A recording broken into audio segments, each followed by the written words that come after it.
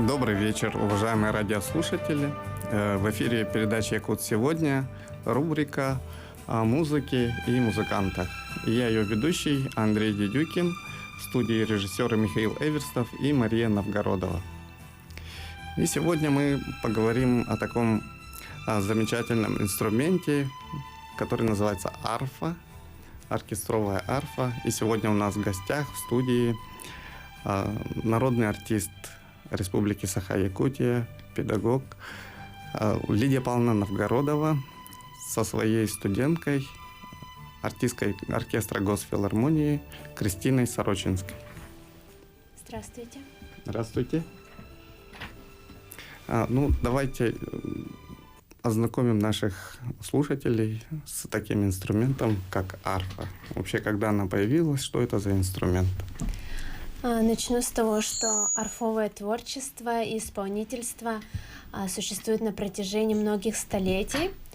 Изначально арфа была небольшая, и в 1811 году Себастьян Эрер усовершенствовал арфу, и она стала диатоническая. Вообще арфа состоит из колонны, дека, откуда извлекается звук, колковая рама, это как раз таки натягиваем струну туда и, получается, настраиваем.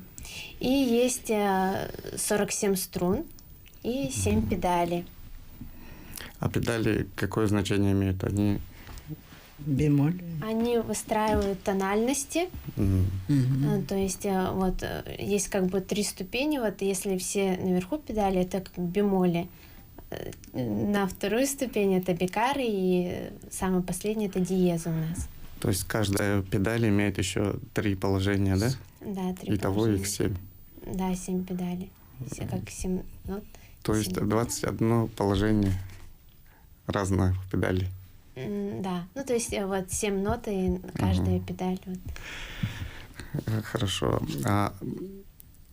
Лидия Павловна, вот расскажите про себя, про свою историю, как вообще ваше знакомство с арфой прошло? Ну, что я хочу сказать, в 1950 году приезжает с Ленинграда Жирков. У нас музыкальное училище же было, где за 4-м магазином. И там приезжает комиссия с Ленинграда и набирает талантливых детей, которые учились. А так как я была в детдоме в Хамагате Намского района, и музыкальное училище всегда приезжало туда к нам на лето всегда отдыхать. И они привозили с собой пианино. И вот мы, это как всегда раньше было красный уголок, все закрывали на уголок, но мы все равно тихоря заходили и проигрывали. И я, видимо, меня как-то воспитательница забрала, Кричкина Ильяна, воспитательное музыкальное училище забрала с собой в 49 году, забрала с собой в музыкальную школу. В город. Город Якутск. И вот буквально через год я там год проучилась, приезжает комиссия и выбирает детей в Ленинград. Представляете, Ленинградская специальную среднюю школу при Ленинградской консерватории имени Римского-Корсакова. Человек 10. При этом нас было там Марк Слепцов, Матрена Васильевна отправила, он нас занимался, Майя Ивановна Иванова. И много нас было, человек 10. И поехали все в Ленинград. Ехали долго, неделю на пароходе, неделю поездом. Ну, в общем, это было такое путешествие для нас. Господи, конечно, мы... И вот приехали в Ленинград. Конечно, не все 10 детей поступили, но в те времена... Я вот сейчас подумала с возрастом своим... 50-й год, это 5 лет после войны, представляете? И они набирают вот так детей в школу, да, сами там голодный Ленинград, послевоенный Ленинград, считайте, да? Какие добрые люди, какие это. И вот впервые мне показывает арфа. Я вообще как увидела, удивилась, такой красивый инструмент. Как я буду? Мы еще даже русского языка не знали. Вообще это было так интересно, так это. А Майя Иванова и Марк Слепцов уже были пианистами. Здесь они занимались на рояле. Педагог у меня была прямо чудный педагог. Они как-то нас понимали, что мы... Я, например, с детдомовской, вот лет 7 не могла выехать с Ленинграда. Некуда было, ни денег, ничего. И нас отправляли в Комарово. Там был пионерлагерь, кто не уезжал. Это летом. Ага. А Марк Слепцов уезжал каждое лето. И вот он привозил всегда в Туисочке оладушки якутские. И мы прямо так скучали по Якутии родной и все. Но интернат и школа были рядом. Они так и есть сейчас. Переулок Матвея, Театральная площадь. И нас все время очень внимательно учили. И вот я там начала... Представляете, пальчики, как играть, ноги, педали. В общем, все изучали строение арфы, все. И вот когда так мы проучились, где-то и в 1957 году случилась первая декада нашей якутской литературы и искусства. И мы там играли в Большом зале, в Большом театре соло. Играли. И после этого нам дали какие-то денежки, и мы, наконец, приехали на родину. То есть деньги на билет заработали. Да. Ну, в 1965 году, окончив консерваторию, я приехала сюда и привезла впервые арфу. А так мы, когда студентами были в консерватории, я поступила в Ленинградскую, и всегда... как ходили в Луначарского, где делали арфы, мы всегда там подрабатывали, обыгрывали новые струны, вот туда-сюда, и давали нам 3 рубля. И на эти 3 рубля мы жили целую неделю. 50 копеек обед был. Здорово. Так что вообще народ... Ленинград, это народ такой был хороший, публика такая, все всегда и тебе все подскажут, все скажут. Мы часто ходили в филармонию всегда бесплатно, в Мариинский театр. Это сейчас, говорят, студенты ходят уже, все платят. А тогда в Анклиберно мы вообще ночами стояли, попадали на этот концерт. В общем, все время музыка для нас было все открыто. Было землячество якутское, которое нас брали иногда из интерната и брали с собой и кормили. Вот так. И когда я привезла арфу впервые в 1965 году, это в Чараит, музыкально-драматический театр. И который сейчас люди театр. с удовольствием слушали. Нюргун Батур в 1957 году, это было прямо на ура восприняли в Москве. И мы ездили по школам, показывали арфу, все. И мы часто театр, музыкально-драматический театр, а потом театр оперы стало. И мы часто ездили на гастроли. Хабаровск, Магадан, Благовещенск. И там даже удивлялись, что мы видим живьем арфу. Представляете, вот это именно у нас в Якутии, на Дальнем Востоке, арфовая школа. Вот так вот. И вот сейчас мои студенты все. А, Кристина, а вот как у вас по нынешним временам студенческая жизнь сложилась? Ну, вообще, школа. Студенческая жизнь была очень насыщенная. Мы тоже очень часто ездили выступать. На конкурсы. На конкурсы, вот всероссийские, международные. И, в канадской деревне как бы все есть. То есть тут же и занимаешься, и на уроки ходишь. Этим, кстати, очень удобно, потому что и покушать, завтрак, обед, ужин. И вот так вот мы учились, занимались. Вы, получается, жили в том же коттедже, в котором учились? Изначально, конечно, с воспитательницей, а потом уже перешли отдельно, где инструмент. То есть жили на 2-м этаже, спустились и уже уроки? Да. В 1994 году открыли, когда извините, пожалуйста, высшую у нас школу музыки. звонок, извините. Алло? Алло, здравствуйте. Здравствуйте. Ага, туда. Да, конечно. Поздравления. Ага. Үтө күнүнөн бу телевизорунан бу эфиринен аймакбытын улахан учуталы увастырылда профессор Лидия Павловна Новгородованы көрөлөр робот. Ой. Да, Лидия Павловна сүйөнү сүйрө хырыт оğolorun senlerin, kos senlerin taptalarından uğuttanam, uydaram, etenge hörütken etebit. Aha. Ütü bağa hanavdık derdebit. Mağantan aymaqtarın. Magana Андреевы. Аримбетова, Кривошапкина, Анна Фанасьевна. Bu kadar çok canın aymaqtarın. Ой, спасибо. Спасибо.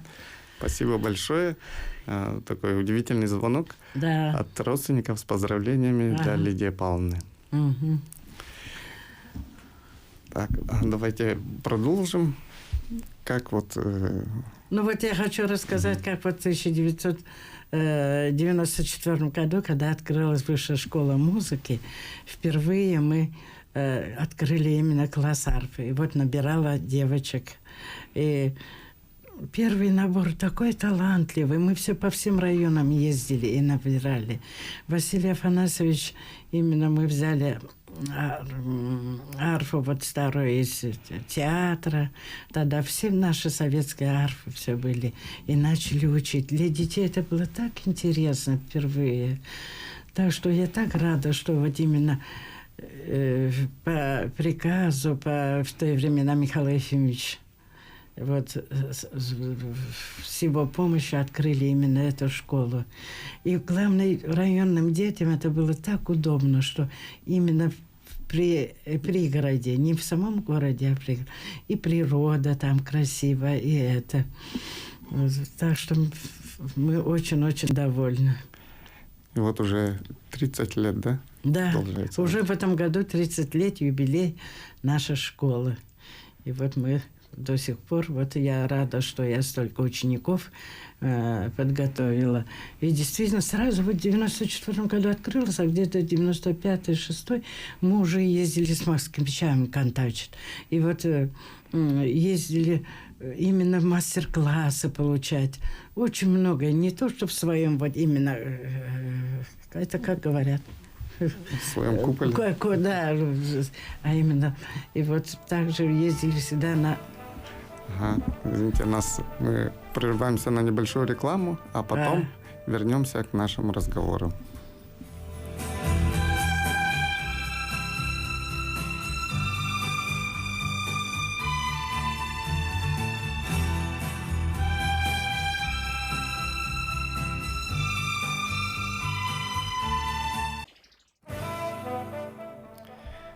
Итак, дорогие радиослушатели, мы продолжаем наш разговор.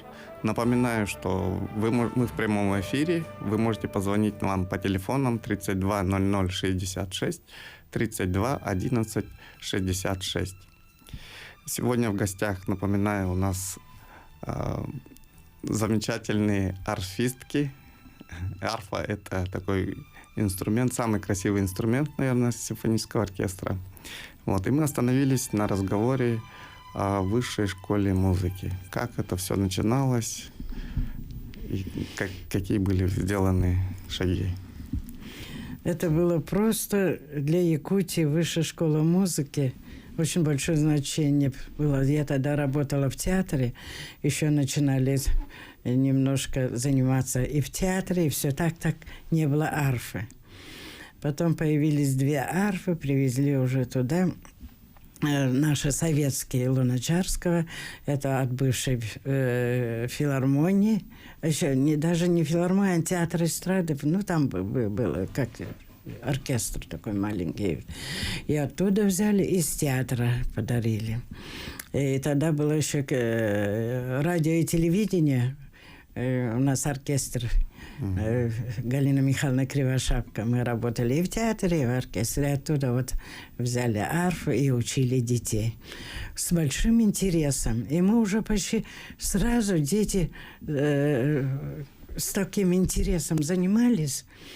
прямо как-то они прямо всю жизнь знали, что такое арфа. Конечно, мы ходили, объясняли все. И вот ездили, когда в Москву, я первый раз повезла их где-то 95-96 год. Они все удивлялись, как в Якутии. И вот я когда сейчас у нас в международном конкурсе, членом жюри я являюсь, у нас председателем является Максим Шостакович. Мы с ним вместе учились в консерватории. И он всегда говорит, ну, молодец, привози все время учеников. Так что у меня уже почти 10 лауреатов конкурсов всероссийских, международных. И мои дети вот уже за 30 лет работали в Новосибирске, в Иркутске, в Улан-Удэ. И вот по всему Дальнему Востоку. Из-за этого я могу и похвастаться, и гордиться тем, что по всему Дальнему Востоку они до сих пор звонят. Дайте нам арфистку, дайте нам. Я говорю, ну отправляйте, мы будем учить. Так что и филармония у нас обеспечена, и театр, все мои ученики. Одна вообще поехала и работает в Королевском оркестре. Марокко. Лина Варламова. Это все знают. И вот до сих пор она как бы... Там что работает. Якутия может... Да. Вот. А вот Кристина... Ага. У меня Кристина вот уже окончила года 2 назад. И сейчас работает в филармонии. Является солисткой филармонического оркестра. Пожалуйста, расскажи, как ты работаешь. Вот я поступила к Лиде Павловне в 2011 году. Но изначально, вот когда я только пришла в коттедж в 17-й, я увидела этот шикарный инструмент, красивый звук. Мне так понравилось, я очень хотела играть. И все прошло очень хорошо, прослушивание. Лидия Павловна меня взяла к себе в класс арфовый. Я была очень рада. И вот с того момента начался такой насыщенный творческий путь. То есть я отучилась 11 классов, затем продолжила в высшей школе музыки как студент.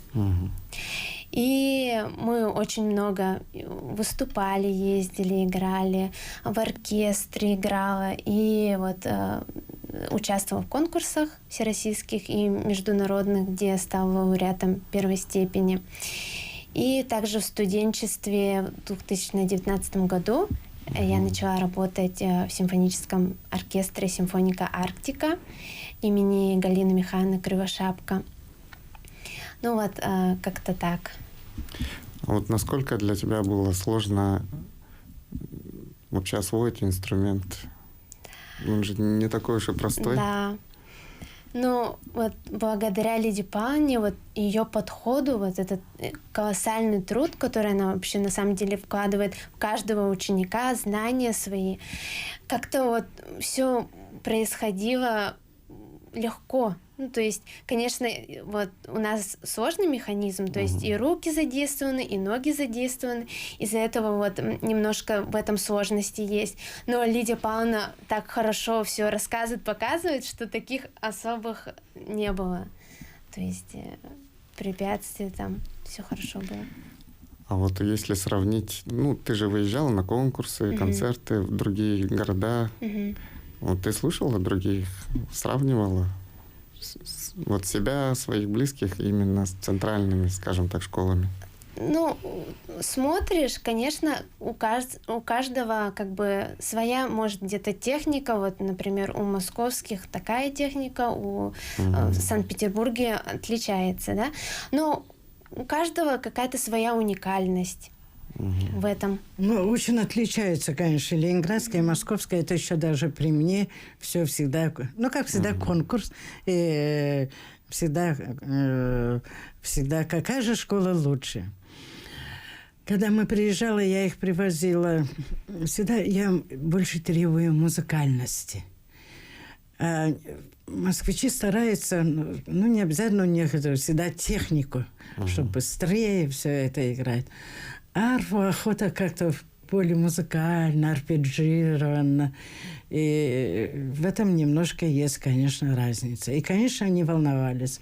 А когда мы в Ленинград приезжали, я, конечно, свой родной город, боже, по этой это по набережной, по пряжке, это все пешком ходила. И так настолько я им рассказывала про Ленинград за 15 лет жизни в Ленинграде. Они говорят, ой, такое впечатление, что мы здесь жили, что мы здесь вот по Невскому прошлись.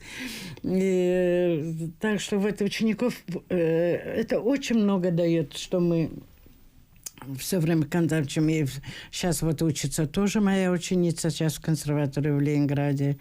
И также в Москве учится. Очень много получается это. Не то, что в одном вакууме сидят. И много дает это именно для игры концертирования. Они уже знают, как играть, как это. Конечно, в оркестре очень мало практики бывает. Но так что у нас...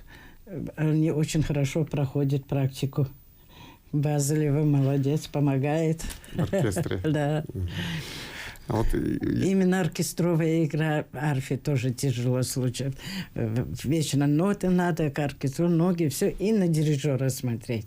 Практическое больше занятие. Сольно, конечно, ты выучила пьесу, сыграла, и все получила удовольствие.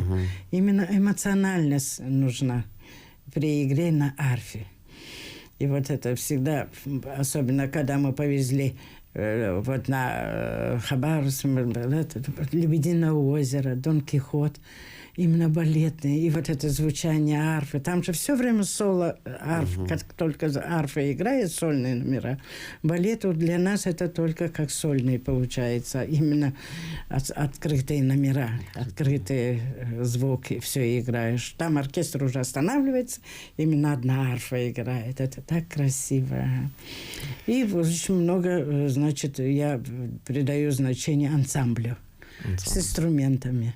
С флейтой, с виолончелью, со скрипкой. А сейчас еще немножко хочу выдумать немножко арфу с хомусом. Так приятно звучит. И вот хочу сделать квартет арфы с вашей помощью, чтобы было больше хомусов и арфы. Вот мы как-то запись сделали, на Ленских столбах поехали. И на фоне Ленских столбов 4 арфы все играли. А оказывается, на 3 дня туда ездят иностранцы. Они, боже мой, мы думали, увидим оленей, а тут 4 арфы. Так, это было так приятно. Ну что вы, говорю, мы уже давно. Вот такие у нас. Да, мы вот, кстати, делаем такой небольшой эксперимент с хомусом. Обязательно. Фантазию на тему якутских песен. Думаю, в скором времени услышим это произведение. Вот. Но еще я вот помню тоже, что арфа очень тяжелый инструмент. Именно по весу. Ой, да. И транспортировка арфы очень такая трудоемкая работа. Вот сложности и зимой, и это. Ну, у нас специально есть как бы коляска, чтобы таскать все.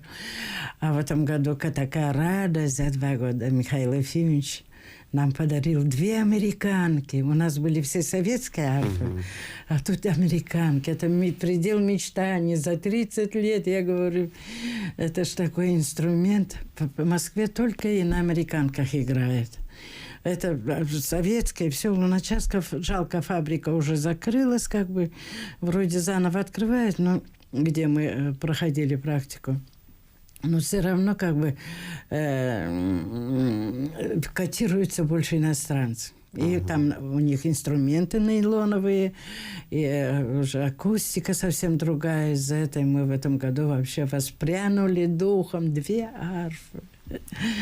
Спасибо большое, Михаил Ефимович, прямо. Это очень дорогой инструмент. Ну, конечно, он дорогой, и главное, оттуда прямо привезли. Вот это было... Я вообще... Мы на радостях сейчас вот детям играем, жалеем. Только концерты они у нас. Как бы, Так что у нас сейчас 4 арфы. Мы уже как раз все будем... Ну, с нашими советскими, Ну, вот я знаю, что арфа очень трудно настраивать. Точнее, не очень. трудно, а как сказать, она постоянно струна тянется. Ее всегда в чем нужно... разница? У нас в Якутии очень сухой климат. Да. Если жарко, так жарко. Если это... И струны... Раньше на фабрике Луначарском мы жили на жильных. Из жилок делали. А сейчас иностранцы делают из нейлона. Нейлоновые. Но они по звуку другие. Это уже такая техника... Не всякий поймет. Я не знаю, может, кто играет на гитаре и так поймет, что я насчет струн говорю, или на скрипке, или кто это. И вот из-за этого от жары, от холода реакция инструментов и лопается прямо, могут и во время игры лопнуть струны. Все бывает. А как же, конечно. Может и дека лопнуть. От холода. Из-за этого мы всегда теплые чехлы. Ну, как всегда, все инструменты жалеем, конечно. Зимой не выходим на концерты, гастроли туда-сюда. Всегда стараемся летом или весной. Потому что она любит влагу, конечно. Делается это прямо из такого дерева, что надо всегда очень жалеть. Всегда у нас ведро с водой. Ну, увлажнитель.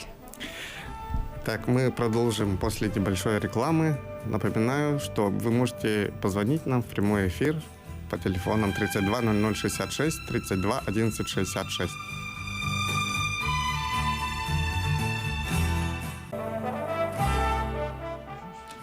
Напоминаем нашим слушателям, что мы сегодня ведем разговор про арфу, музыкальный инструмент. И Кристина нам сейчас, наверное, расскажет о значении арфы в работе, допустим, симфонического оркестра. Насколько это, может, ответственно или, наоборот, сложно, какие бывают тонкости. Да, вот получается, есть свои сложности в том, что, вот как арфа постоянно спускает, нужно обязательно прийти на репетицию пораньше, чтобы настроить ее.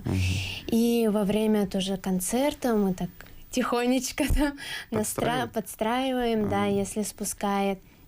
Вот. И, конечно же, изучение партий, вот я столкнулась с такими трудностями, потому что там нужно проставить педали обязательно, и поэтому стараемся заранее тоже где-то как-то поиграть, групповые сделать, чтобы получить именно вот партию свою. И также, конечно же, спасибо дирижеру Базелевой Наталье Владимировне, у нее юбилей, поздравляем. И вот она помогает, подсказывает, поэтому как-то тоже все, когда вот есть люди, которые подсказывают, помогают, то все хорошо проходит. И ты спасибо. Уже уверенно сидит. Увереннее. Вообще, вот когда, скажем так, уже состоявшиеся музыканты проводят мастер-классы, обучают, помогают, не только в рамках Якутии, но бывает и со всей России, да? Вот, например, в Суздале была такая летняя школа творческая. Да. Вот, туда собирали детей со всей России, и ведущие профессора занимались с обычными детьми, с нами. Вот вы тоже часто туда ездили. Про Суздаль расскажите нам. Вот в это лето было, одна девочка пришла, захотела как бы поучиться, извините, у нас ознакомиться с... У нас звонок в студию. Взять надо. Алло, здравствуйте. Алло, здравствуйте. Здравствуйте. Ага. Здравствуйте. Да. Игілдер, да? Да, Игілдер. Алло. Эдибитин Лидия Павловданы ағарды либит. Оннатон егіннен кен тұттабыт. Барай мақтарын құлығыттан, Жокускайттан Мария Петровна оғылыры.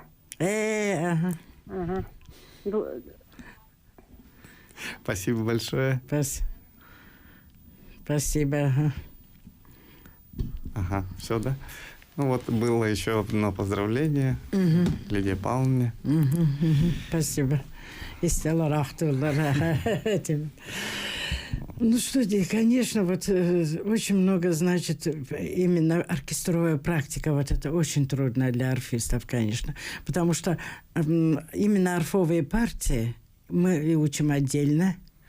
а потом уже садимся и с оркестром. Мы должны его знать хорошо, потому что именно где-то громче играть форте, да, где-то тише, где-то это уже как... Уже чуть ли не наизусть Да, выучиваем обязательно. партию, потому что сложно вот Да. сконцентрироваться, и смотреть нужно и на дирижера, и в партию, поэтому еще и педали тут, Да, и да, всё да, вот да. это Не вместе. отвлекаться. Так что оркестр вообще сложно играть, конечно.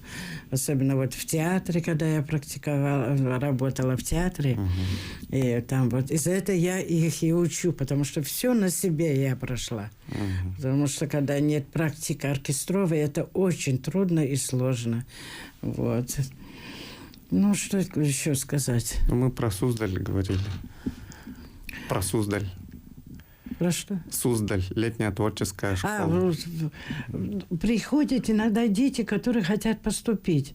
И мы их прослушиваем, летом занимаемся. Конечно, за 2-3 недели, которые летние. И они с удовольствием. Вот нам нравится, что именно очень многие дети хотят еще учиться в музыкальной школе, музыкальное это. И интересуются именно этим инструментом. У нас каждое лето бывает в нашей школе творческая летняя школа. Так что мы очень поддерживаем это. И я всегда радуюсь, даже пусть одна девочка или кто. Очень как-то Эдуард Алексеева сын учился. Когда мальчики учатся, это еще лучше, когда мужчина на арфе. У них плотнее руки, звук плотнее. Жалко, что сейчас пока никто у нас не учится больше.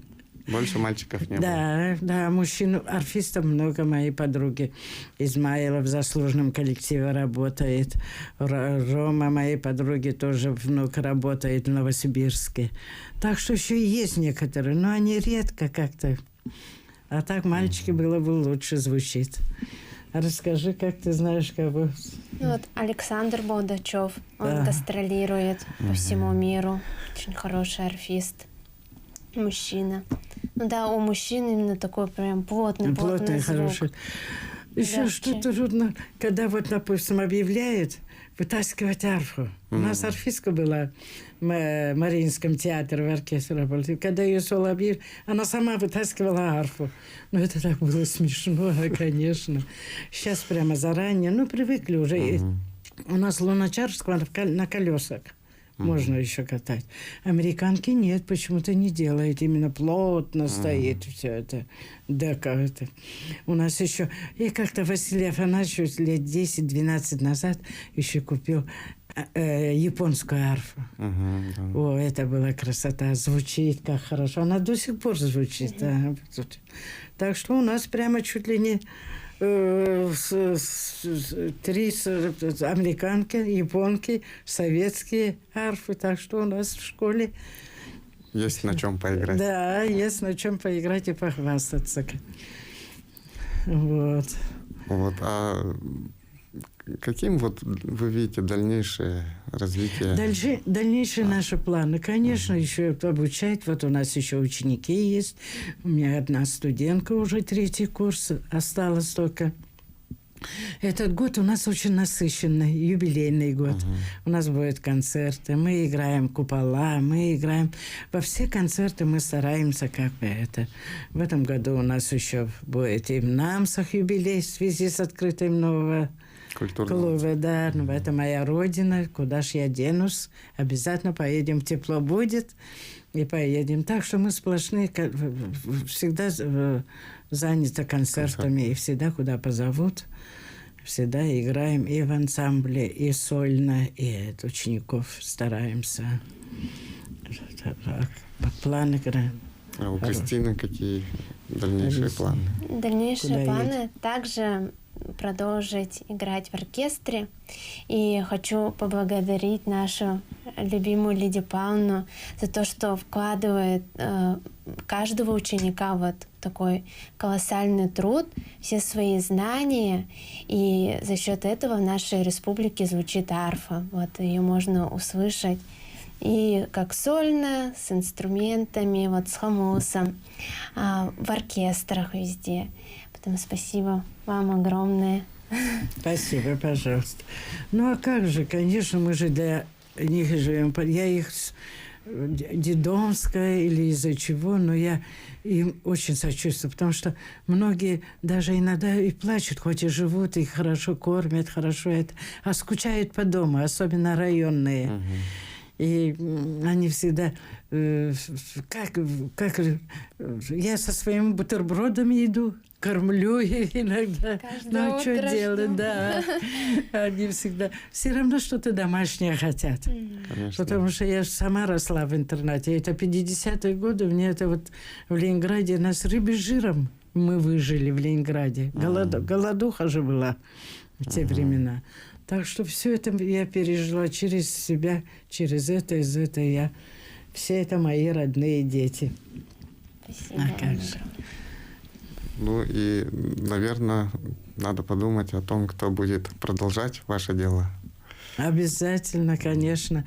Сейчас вот ученики уже продолжать будет мое дело, как говорят, что арфовое искусство, главное, не закрылось, а продолжало бы. Чтобы они у меня везде говорили, что мы из Якутска, мы арфисты из Якутска, а арфа прямо всегда. Мне это так больше всего нравится, когда так говорят. Так, вот у арфы 49 струн, да? 47 струн. 47? Да, 47, ага. В американке побольше. А в нашей советской 46, 47 и 48. Красное – это до, синее – это фа. И вот так учим. Они так интересно смотрят, малыши, когда приходят, учат. И им это нравится. И прямо как гитара. А раньше же как лира маленькая. Все на руках, все таскали же. А сейчас вот действительно сделали очень большие арфы. Есть арфы без педали, есть маленькие, сейчас, которые можно на коленях положить и играть. Ну, все-таки сейчас современные, конечно, звучание, все это надо. Это для любителей, кто хочет получить, вот такие маленькие можно. Сейчас все делает, господи, и гитары, и все маленькие. То есть на арфе можно играть, все. Да, так что вот сейчас только заниматься и заниматься при таких хороших инструментах, при американках, все. И нас радует именно те дети, которые именно хотят этой музыки, если они активные, и все. Вот такие дети с удовольствием идут и от души занимаются. А у Кристины какие вот видения вообще арфового искусства у нас? Ну, я думаю, арфа будет также продолжать блистать в республике. Будем, конечно же, будем дальше поддерживать, играть, ездить сольно с инструментами, потому что, ну, это шикарный инструмент, богатый и украшает все концерты.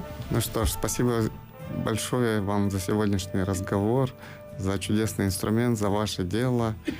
С большими пожеланиями здоровья, успехов, удачи в ваших делах.